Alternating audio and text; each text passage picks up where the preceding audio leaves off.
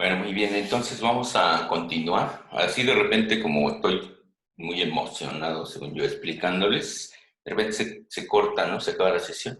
Entonces, cuando pase eso, nos vemos en 10 minutos, ¿no? Para continuar. Bueno, hasta aquí, no sé si quieran comentar algo, si tengan alguna duda o lo que sea.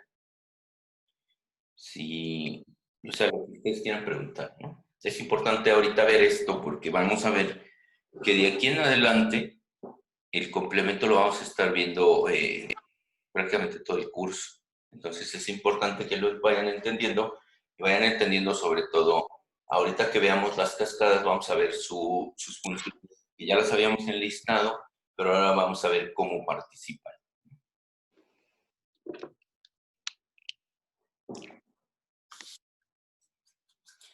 ¿Sí? Bueno, entonces vamos a continuar con esto, ¿no? Entonces, ahorita voy a borrar esto que está aquí.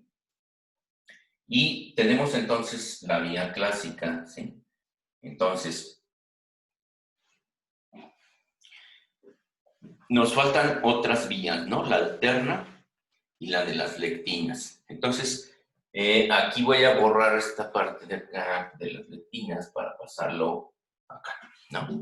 Y entonces vamos a tener la vía de las lectinas, ahorita yo lo voy a escribir acá, ¿sí? Bueno, entonces, la vía alterna, ¿qué significa la vía alterna?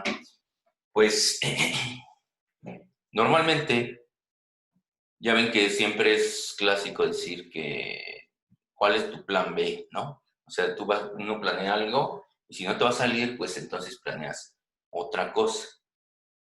¿Qué es lo que planeas normalmente? Bueno, algo que te ayude a sustituir tu plan por uno que te pueda funcionar en caso de que este no salga como tú lo estabas esperando. Entonces, la evolución ha hecho que los organismos tengan mecanismos similares para que compensen uno al otro en caso de que uno falle. Entonces, la vía alterna se descubrió mucho después de la vía clásica y entonces la vía alterna parte del hecho de que C3 es la molécula del complemento más importante. Y ahorita vamos a ver por qué es la más importante. Aquí dijimos que para que C3 se convierta en sus formas activas C3A y C3B, necesita una convertasa, ¿no? Y esto es gracias a todo este proceso.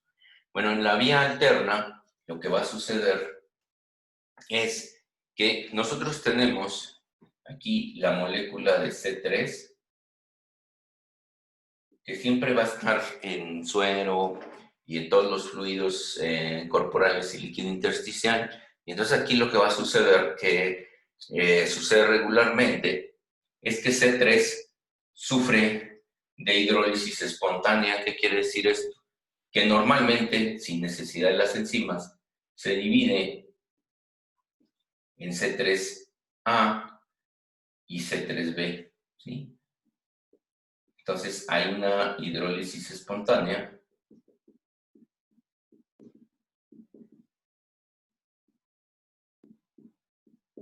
y se forma los dos componentes. Ahora, C3B, a diferencia de todos los demás, es muy reactivo, quiere decir que por error podría llegar a unirse a las células del hospedero o del paciente. Entonces, ¿qué es lo que sucede? Como la naturaleza normalmente no tiene fallas, y cuando tiene fallas, pues las matan, ¿no? Y eso lo podemos ver en los individuos que nacen con algún defecto. En el caso del humano y de los animales domésticos, pues hay tratamientos, pero en el mundo natural, pues obviamente alguien que nace con defectos se muere, ¿no? Y aquí, para que no haya defectos, entonces lo que se hace es que las mismas enzimas que están circulando en suero lo que hacen es eh, inactivar a estos dos, ¿no? Entonces hay una inactivación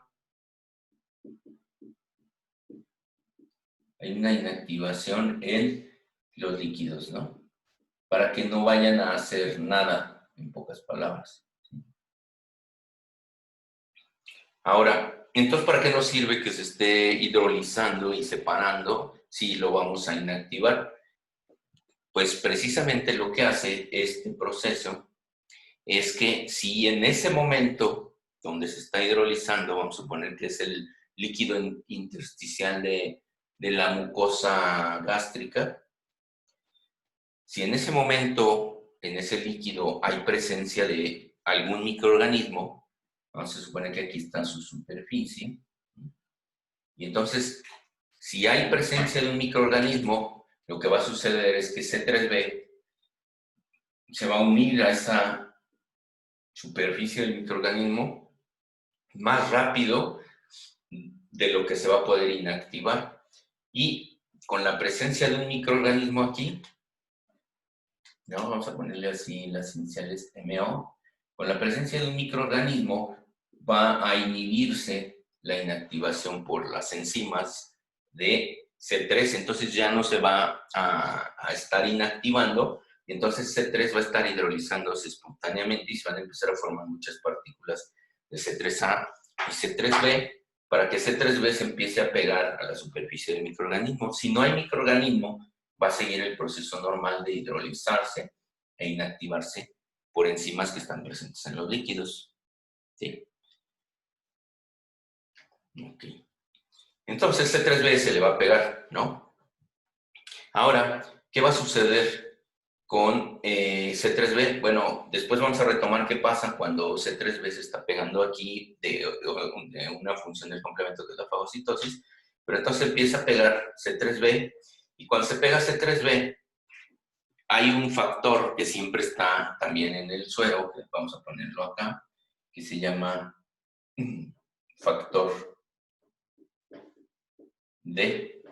Y entonces este factor D es una enzima que lo que va a hacer es cortar, ¿sí?, al factor B en dos partes, ¿no? B, A, y como se une el D con el B, pues van a tener un producto, o sea, van a tener un bebé. ¿Sí? Y entonces vamos a tener BA y BB, ¿sí? ¿Qué va a suceder? Que este producto que se llama BB, lo que va a hacer es unirse a C3b. Entonces yo voy a tener aquí C3b más un bebé, ¿sí?, más otro bebé, porque es una familia que le gusta crecer. Y entonces, ¿qué es lo que voy a tener yo aquí? Ya tengo un complejo enzimático. Si no existiera C3b unido a la membrana, entonces el factor D cortaría de todas maneras a B, y estos también serían inactivados, como es el caso de C3A. Entonces, como eso no ocurre cuando hay un microorganismo, entonces se van a empezar a acumular complejos así, ¿no? De, aquí, esta cenova aquí es BB, C3b y un bebé también, ¿no? Y bueno, a esto, para estabilizarlo, se le va a unir una proteína. Esa proteína se llama properdina. Entonces, cuando ya esté unido este, ¿sí?, ¿qué es lo que va a suceder? Se le va a unir aquí, ¿sí?, una proteína que se llama properdina. ¿Okay? Y esa proteína lo que va a hacer es estabilizar este complejo, ¿no? A ver, aquí me equivoqué. Es C3b aquí también, ¿sí? Entonces, C3b, BB y C3b. Y este ya es el complejo que se une en la properdina. Y lo que hace la properdina es estabilizar este complejo. Si no existiera la properdina, que está circulando así normal en los líquidos y no sufre ninguna conversión de tipo enzimático, solo se va a unir cuando esté formado este complejo, ¿no? Cuando se le une, sería como si fuera una amalgama, o sea, lo que hace es que este complejo ya no se va a tener una disolución, se va a quedar ahí unido. Entonces, ¿qué va a suceder con este complejo C3b, BB y C3b? Lo que va a suceder con él es que va a tener acción enzimática cuando se le una la properdina, y entonces, esto que está aquí se va a llamar convertasa de C5, ¿no? O sea, si vemos acá la vía clásica, vamos a ver que entonces este complejo es el equivalente a este. O sea, van a tener la misma actividad porque las dos van en sobre C5. Y entonces aquí, cuando empiece este a cortar C5, ¿qué es lo que va a suceder? Si se acuerdan, se corta C5 y queda C5A y queda C5B. Y entonces, ¿qué es lo que va a suceder? Esto de aquí, ¿sí? Se va a depositar C5B, este de aquí, y va a empezar también a formar también su complejo de ataque a la membrana. Entonces, a partir de aquí es lo mismo que la vía clásica. ¿Cuáles son las diferencias? La diferencia es que acá se necesitan anticuerpos, acá no se necesitan anticuerpos porque solito C3 se está hidrolizando y separando, ¿sí? Pero si no hay microorganismos no pasa nada, pero si hay microorganismos se deposita en la membrana, el factor D siempre va a estar cortando el factor B.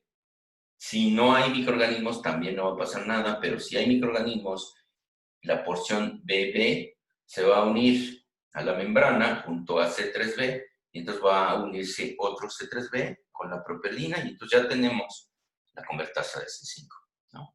Y a partir de aquí es lo mismo que la clásica. ¿Sí? ¿Sí? ¿Les queda claro o no? ¿O tienen dudas? ¿Me puedes explicar otra vez lo del factor D? Sí, cómo no. El factor D está circulando como todos los factores del complemento en los líquidos, ¿no? Entonces, el factor D siempre es una enzima que lo que va a estar haciendo es cortar al factor B. Entonces, esto va a estar sucediendo siempre, condiciones fisiológicas normales, va a estarlo cortando, ¿no? Y se va a formar los dos fragmentos, BA y BB. Si no hay ningún microorganismo, pues simplemente van a ser inactivados, como sucede como C3, ¿no? Pero si hay un microorganismo, entonces BB, la porción BB se va a unir a C3B. Y luego, ya que se unen estos dos, atraen a otra molécula de C3B y entonces forman este complejo. ¿Ok? Y ya de ¿La ahí, B? Ay, perdón. sí, dime. La duda es, ¿la B viene de C3B? No, esta B, qué bueno Mm, que lo dijiste, esta B se llama factor B, ¿sí? Y es una proteína aparte, no viene de ningún lado, o sea, se produce en el hígado, empieza a circular como todas y cuando se une al factor D, el factor D lo corta en estas, pero son distintas a C3, ¿sí? ¿Ok? ya, Ya gracias. cuando se unen en la membrana, entonces forman un complejo con C3B, pero el factor B es independiente de C3 y de C3B. Ya, gracias. ¿Sí? Ok. ¿Alguna otra duda? Esta es la vía alterna. Si se fijan, es fácil nada más. Como en la vía clásica, lo importante es conocer la primera parte. O sea, la primera parte es siempre la que es un poquito complicada, ¿no? Pero ya si se fijan, ahora que se familiaricen con estos términos, van a ver que es muy simple, ¿no? En los libros, los videos y todo se ve muy difícil, pero en realidad es así de simple como yo se los voy poniendo, ¿sí? Y entonces aquí ya tenemos la vía alterna, ¿no? Entonces fíjense cómo ya cubrimos dos vías del complemento, ¿no? Entonces ya tenemos la vía clásica, ya tenemos la vía alterna, ¿no? Y entonces ahora nos falta la vía de las lectinas, ¿no? Y entonces la vía de las lectinas es todavía más fácil que todo esto, ¿no? Entonces esta es la más larga de explicar, esta es más o menos corta, y la vía de las lectinas es sumamente sencilla. Entonces, la vía de las lectinas, como su nombre lo dice, en lugar de estar mediado por un anticuerpo, está mediado por una lectina. Entonces, en clases anteriores habíamos dicho que una lectina es una proteína que reconoce carbohidratos, ¿no? Y como su compañero al principio lo dijo, reconoce manosa, fucosa, ¿no? Hay muchos azúcares que son los que va a reconocer. la vía de las lectinas.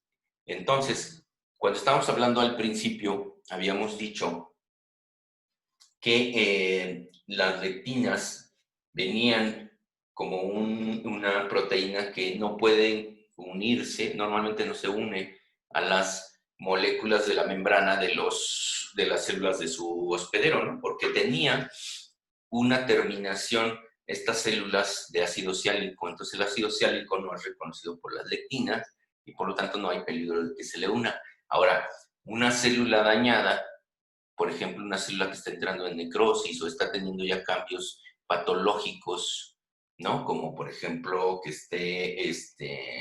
tenga una degeneración hidrópica y empiece a cambiar su membrana, ahí sí se le puede unir las lectinas y se le puede unir la vía alterna, C3b, porque cambia la superficie, cambia el tipo de azúcares y determinaciones que tienen las proteínas, y entonces va a ser destruida también por esto, como si fuera extraña, ¿no? Pero bueno, entonces las lectinas dijimos que es una proteína que une carbohidratos, ¿no? O sea, los reconoce y los une. Entonces, se han identificado muchas lectinas. Está la lectina que reconoce manosa, está una lectina que se llama ficolina, ¿no? Entonces, ¿cuál es la característica? Ahorita les voy a poner los nombres, pero lo que me interesa es la estructura. ¿Cuál es la característica de estas lectinas que participan en el complemento? La característica es que tienen esta morfología así, ¿no? ¿Sí? Creo que se acuerdan que ya se las había enseñado, pero en C1Q. Entonces, tienen una morfología semejante a C1Q. O sea, estructuralmente, si las vemos tridimensionalmente, parecerían la misma, pero esta es una lectina, ¿sí? Entonces, ¿cuál es la diferencia con esta vía? Que la lectina, una vez que las lectinas siempre van a estar circulando en sangre igual que cualquier proteína del suero o del plasma, y van a estar distribuyéndose por todos los tejidos. ¿Qué va a pasar si hay un microorganismo que estas lectinas, como reconocen las terminaciones de manosa, fucosa y todo esto que hemos dicho, pues se van a unir a la superficie de ese microorganismo, así, ¿no? Entonces llega y la lectina se le pega aquí, y cuando esta lectina se le pega, se le van a unir dos proteínas aquí, ¿sí? que se llaman MAP, MAP1 y MAP, así como si fuera mapa, pero sin la última, MAP2. Y entonces, ¿a quién les recuerda esta estructura de tres componentes?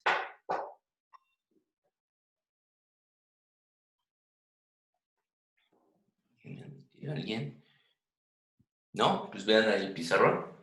¿A quién se parece la lectina más MAP1 más MAP2? ¿No? ¿Nadie? Hola. ¿No sería la misma de C1RCQ? Ajá. Sí, es idéntica, sí, es idéntica. De hecho, si yo la dibujara, serían casi una copia una de la otra a C1QRS, ¿no? Serían literalmente lo mismo. Entonces, como esta ya se unió aquí, va a ser la misma función que lo que hace C1QRS, que se forma C1. En este caso no se forma C1, sino simplemente el complejo de lectinas MAP. Y entonces, ¿qué es lo que va a hacer? Si es igual a esta, pues va a ser lo mismo. Va a cortar C4, en C4A y C4B, y va a cortar a C2 en C2A y C2B. ¿Y qué va a suceder? Que aquí tengo la superficie del microorganismo, ¿no? Y entonces se va a empezar a depositar, pues ¿quién? Pues C4B y C2A. ¿Y cómo se llama esto?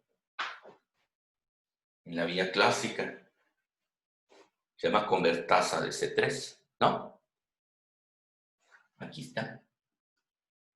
¿Qué significa? Que a partir de aquí todo es lo mismo.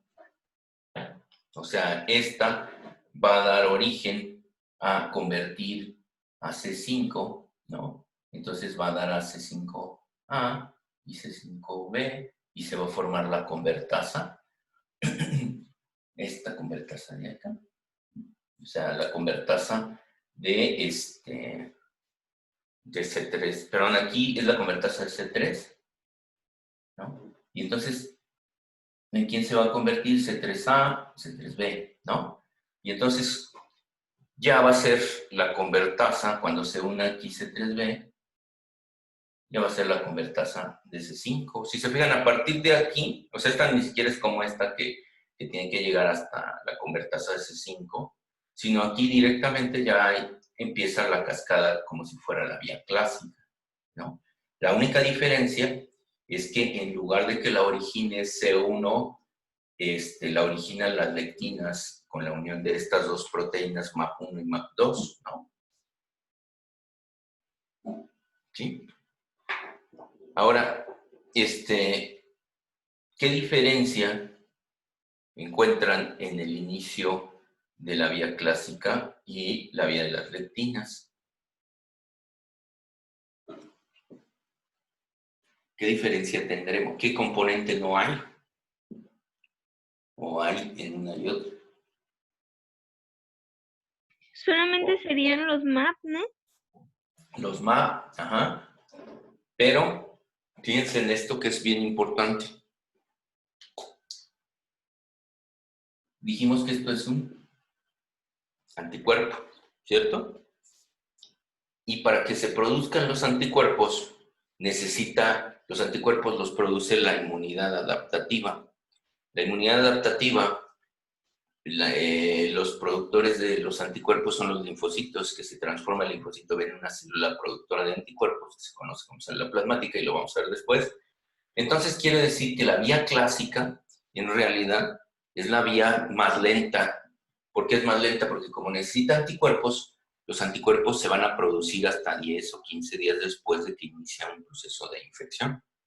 Quiere decir que esta vía clásica se va a activar hasta que existan anticuerpos. Si no hay anticuerpos, C1, QRS no se pueden unir y no puede empezar toda la cascada clásica. Entonces, acá la lectina se unió directamente a la membrana sin necesidad de un anticuerpo, ¿no? Es como si C1 se hubiera anclado directo a la membrana o a la superficie de los microorganismos. Entonces, la vía de las lectinas no necesita anticuerpos. La vía alterna no necesita anticuerpos. Entonces, estas dos se van a activar en cuestión de segundos, incluso de milisegundos, en lugar de más casi 2 semanas de la vía clásica, ¿no? Entonces quiere decir que estas dos vías, la alterna y la de las lectinas, son mucho más antiguas en la evolución. O sea, aparecieron primero estas y después apareció esta. Si recuerdan un poco cuando hablamos del sistema inmunológico, del innato y el adaptativo solo está en los vertebrados, o sea, apareció muchísimo después. Y el innato, el sistema inmune innato, existe en todos los organismos multicelulares, desde los invertebrados hasta los vertebrados superiores, ¿no? Entonces, quiere decir que estos dos mecanismos son más antiguos que este. Ahora, ¿cuál de los dos creen que será más antiguo?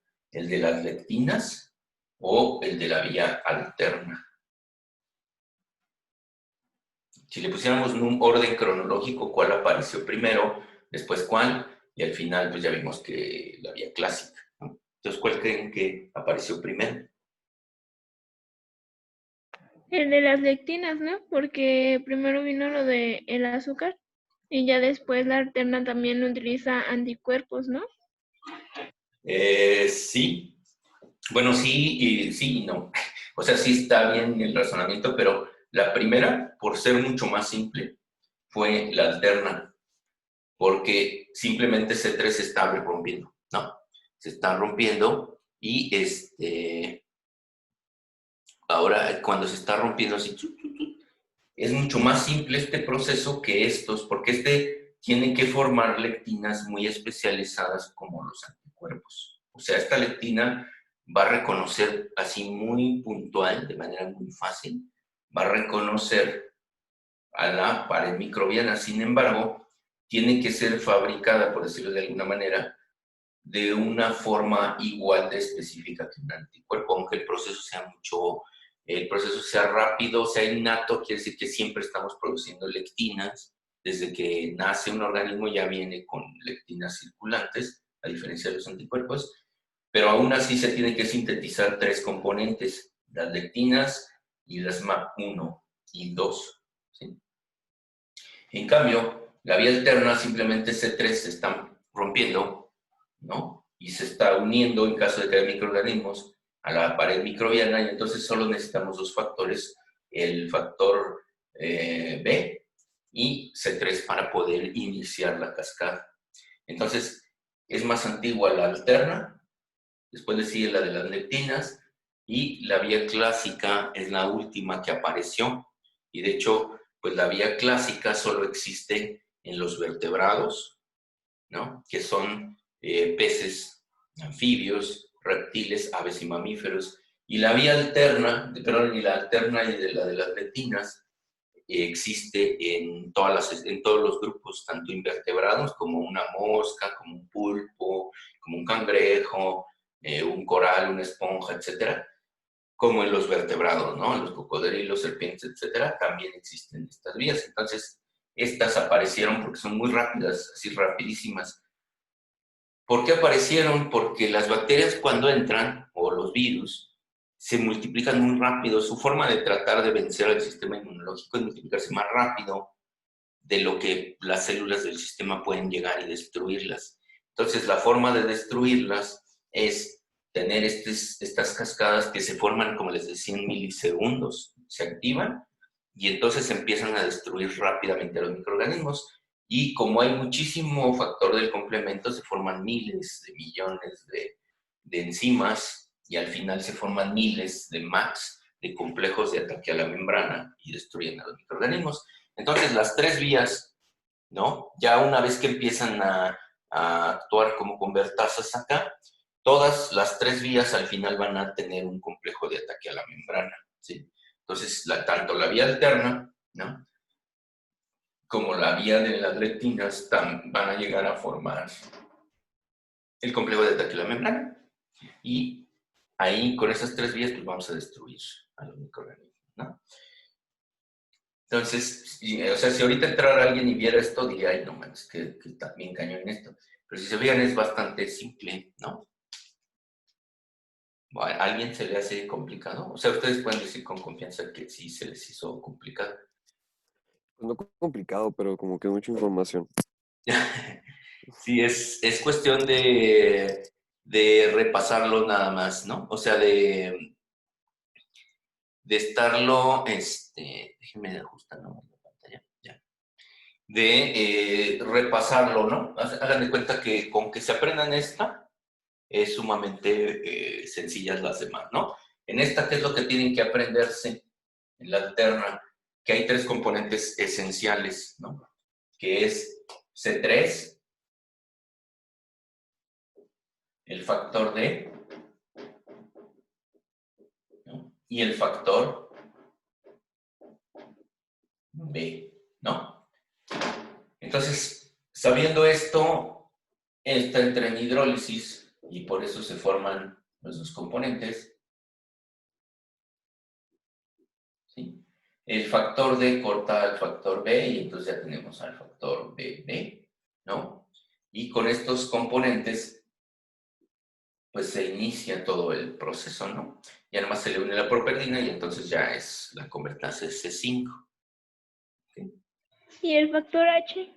Es que lo había leído y también creo que intervenía en uno, pero no sé en Y cuál. el factor H es el que va a hidrolizar, perdón, a inactivar aquí a este complejo. Si no hay, perdón, a estas componentes, a C3A y C3B, si no hay microorganismos. ¿Sí? Entonces el factor H lo que hace es inactivar a estas. Es una enzima. No se los puse porque creo que lo más importante es esto, pero qué bueno que lo dices. El factor H es un factor que precisamente es el que inactiva estos componentes. ¿Okay? Ah, ya. Y otra pregunta. Ajá. Había también leído que hay una enfermedad que hace que no se produzcan los MAC. Hay una enfermedad que hace que no se produzcan las MAC, el complejo. Ajá. Sí, bueno, hay varias que son enfermedades que hay deficiencias de factores del complemento. Entonces, cuando hay una deficiencia de factores del complemento, que hay varias, ¿no? Depende de qué factor sea, pues no se activa ninguna cascada.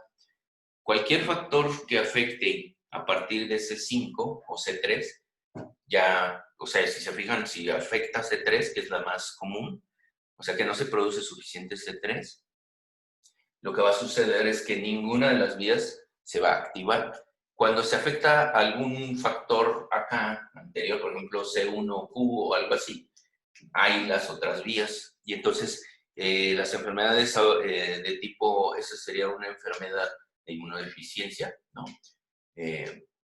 Primaria. Entonces, ¿qué es lo que sucedería? Si se afecta C3b, ya valió, porque ninguna de las tres vías se va a poder activar. Y entonces los pacientes, ¿cuáles van a ser los signos clínicos? Van a sufrir constantes infecciones, incluso por microorganismos no muy agresivos, pero al final pueden llegar a morir. Pero si se afecta un componente, perdón, de la vía clásica, por ejemplo, C1, o se afecta uno de otras vías, por ejemplo, que las lectinas no estén formando las MAPs o no se estén sintetizando, o acá el factor D no exista, lo que va a suceder es que las otras vías van a compensarlo.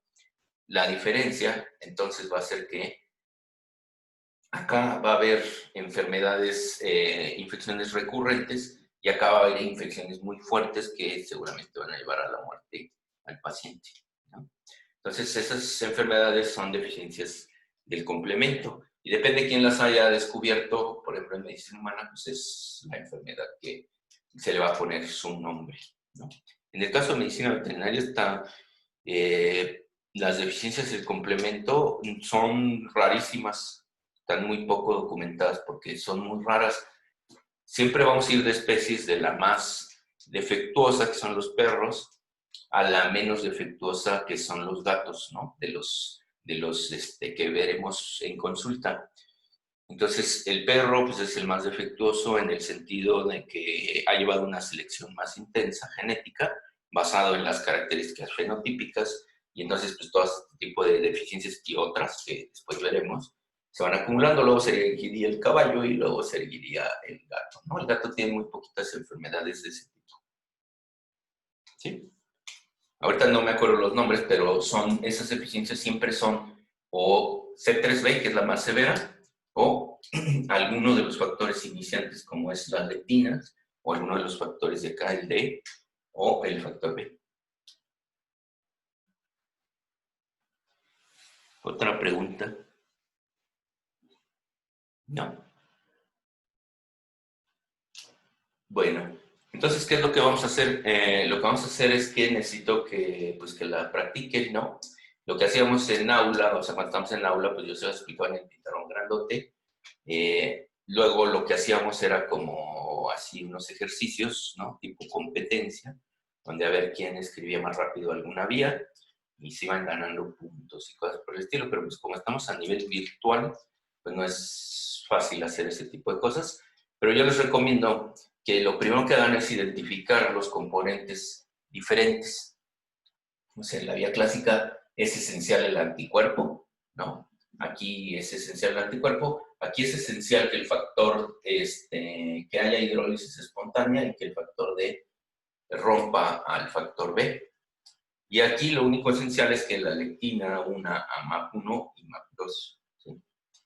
Y con eso es suficiente. Aquí es la secuencia, cuál es el paso crítico, que primero se corta C4 y después C2, y el paso crítico aquí también es que en vez de que se una C2B, se une C2A. Fuera de eso, todo lo demás es pura lógica, o sea, corto a C3 y C3A se va a circulación, C5, perdón, C3B se une a la membrana, cortan a C5 y C5A se va a circulación, y C5b se va a la membrana y a partir de C5 en todas se une al resto de las proteínas y se forma el complejo de ataque, ¿no? Entonces, nada más hay que aprenderse eso, hay que razonarlo muy bien. Es una secuencia lógica, ¿no? Entonces, aquí la más fácil, pues, es las lectinas y luego le sigues, ¿sí? Entonces, necesito que la estudien, que la repasen, que hagan ustedes sus propios ejercicios. ¿Por qué?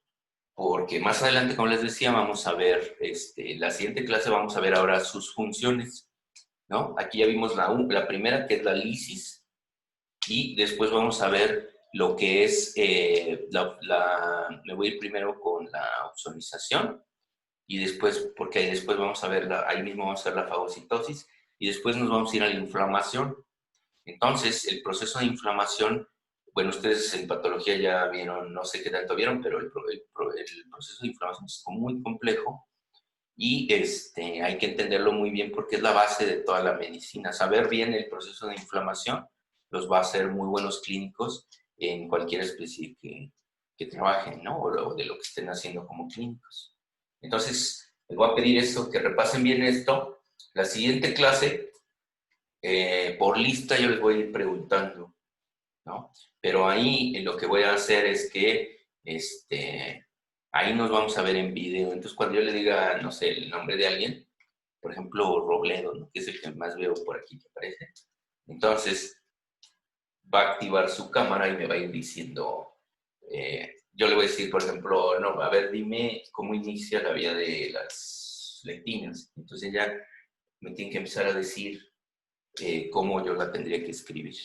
¿Okay? Estos ejercicios son para que ustedes vayan teniendo claves de cómo armar las vías, ¿no? Y van a ver que cuando lleguen a inflamación, si se lo aprenden bien, inflamación no va a ser tan complicada, ¿sí? Bueno, si no pueden, por ejemplo, yo digo a alguien y no puede, bueno, pues ahí muere. Pero si sí puede y lo dice bien, entonces yo le voy a ir sumando participaciones que cuando sea su examen, pues pueden llegar a tener un punto más en su examen parcial y cosas por el estilo, ¿no? Bueno, yo le digo parcial, pero pues, es un examen del curso, ¿no? Entonces, échenle ganas, repasen y van a ver que cuando lleguen a medicina les va a servir mucho, ¿sí? Bueno, ¿dudas aquí? No. ¿No? Bueno, muy bien. Entonces, mañana nos vemos. Entonces, por favor, repásenlo. Mañana, como les decía, pónganse listos porque les voy a pedir que activen el video cuando yo les pregunte algo. Y vamos a ver, ¿no? Vamos a ver las funciones, ¿ok? Y se las voy a explicar muy bien. Bueno, espero que es muy bien, ¿no? O por lo menos claro, ¿ok? Bueno, entonces nos vemos mañana. Cualquier duda o cualquier comentario, ya saben que está el grupo de WhatsApp. Entonces pueden mandar por ahí cualquier duda, cualquier pregunta, lo que ustedes quieran. O me pueden contactar por Messenger si es una pregunta muy particular de ustedes. Entonces, nos vemos mañana, muchachos. Que descansen, que tengan un buen día. Gracias, doctor. De nada, nos vemos mañana. No, Doc, gracias. De nada.